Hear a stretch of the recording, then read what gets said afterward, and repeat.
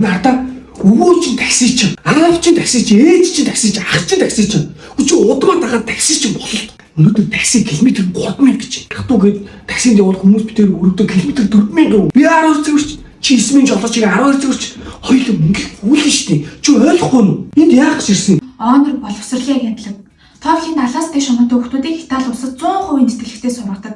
Дээрээс нь шингээний 29 орноор визгүй аялах боломжтой жилийн 2000-аас 8000 еврогийн стипендтэй бүх хичээл нь англи дээр орно гэдэг боддоо. Тэгээд тэр чин чанга яамаа. Юу яриад байгаа юм бэ? Би чинь TOEFL-ийн 70 оноотой шүү дээ. Чи Италид очиж такси хийх гэдэг юм уу? Та юу яриад байгаа юм бэ? Би сурна шүү дээ. Өгөн яах вэ? Тэтгэлэгтэй, стипендтэй Европын орнуудаар бас аялна гэхээр алдаж болохгүй боломж юм. За яах ахын ч очиж сур заяа. Хамгийн гол нь таксичтайгаа нэр хөндлөж гарах шүү заяа. Удаан гарсан такси ч болно шүү ирээд. Та юу яриад байгаа юм бэ? Чи яах гэдэг юм бэ?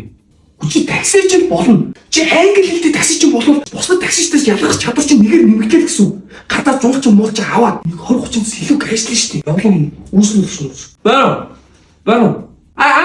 Добрый Америка важнее. Чи гадаад үүсгэх залхаж чинь. Тас би явлаа. Чиний найдвартай юм. 100% найдвартай. Чи буцахтай яах? Такси дээ шүү дээ. Ахаа дуучихгүй.